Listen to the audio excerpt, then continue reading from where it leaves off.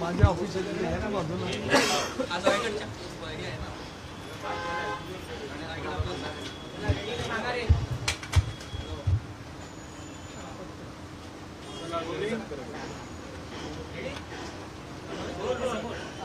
आज आपण रणधीर चव्हाण यांच्या भेटीसाठी आलेला होता विधान परिषदेच्या निवडणुकीच्या दृष्टीनं काय चर्चा झाली? राज्यभरामध्ये 17 जागांच्या वरती महायुती या निवडणुकीला सामोरं जात आहे. त्याच्यामुळे वेगवेगळ्या मतदारसंघामध्ये ज्या ज्या ठिकाणी महायुतीतल्या इतर पक्षांनी अधिकृत उमेदवारांच्या संदर्भामध्ये अर्ज भरले असतील तर त्या संदर्भातली एक चर्चा त्या निमित्ताने त्या ठिकाणी होती.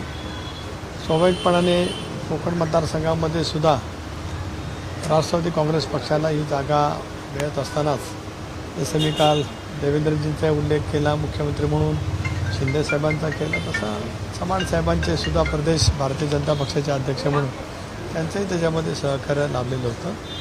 आज ही चर्चा, आजची भेट ही सदिच्छा भेट होतीच, पण त्याचबरोबर ती आता ह्या सगळ्या जागांच्या वरती एकमताने ही निवडणूकला सामोरं जात असतानाच त्याच्यातलं सामंजस्य कसं करता येईल या दृष्टिकोनातून आम्ही त्या ठिकाणी चर्चा केली. तर मुख्य 3 जागांवरती आपल्याला राष्ट्रवादी विरुद्ध महायुतीतला घटक पक्ष अशी लढत दिसते. पुणे, रायगड आणि नांदेड या ठिकाणी ज्या महायुतीचे उमेदवार आहेत त्या विरोधात बंडखोरांनी बंडखोरी केल्याचं दिसतं. याबद्दल काय? नाही, मी म्हटल्याप्रमाणे बऱ्यापैकी ठिकाणी तशाच पद्धतीची स्थिती आहे. मला विश्वास आहे की ज्या वेळेला ती नेतृत्व या संदर्भामधला निर्णय करेल, चुकीतलेलंच आहे.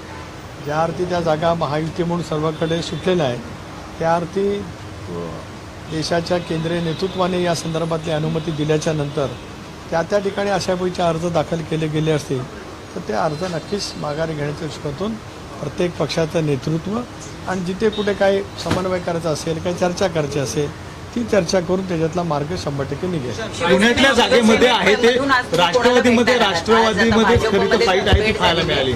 शिवसेनेपैकी तुम्ही आज कोणाला भेटणार आहात? नाही, एक तर काल अर्ज भरायला आमदार उदय सामंत त्या ठिकाणी होते, आमदार दीपक केसरकर उपस्थित होते, आमदार महेंद्र थोरवे त्या ठिकाणी उपस्थित होते, आमदार भरत गोगाले सुद्धा उपस्थित राहणार होते. पण काल त्यांचा वाढदिवस जो फार मोठ्या उत्साहाने त्यांच्या मतदारसंघामध्ये साजरा होत असतो, त्यांनी काल सकाळीच अनिकेतला फोन करून शुभेच्छा दिल्या. त्यामुळे स्वाभाविकच आज सारेजण मंत्रिमंडळाच्या बैठकीच्या निमित्ताने मुंबईमध्ये आम्ही आहोत. त्यामुळे वेगवेगळ्या मतदारसंघाच्या दृष्टिकोनातून सुद्धा आम्ही त्या ठिकाणी चर्चा करणार आहोत.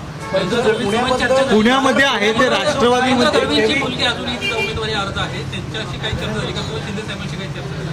शिंदेसाहेबांची चर्चा अगोदर झालेली होती. काल त्या पद्धतीने उदय सामंत, दीपक केसरकर, मी मगाशी म्हटल्याप्रमाणे सर्व शिवसेनेचे नेते त्या ठिकाणी अर्ज भरायला होते.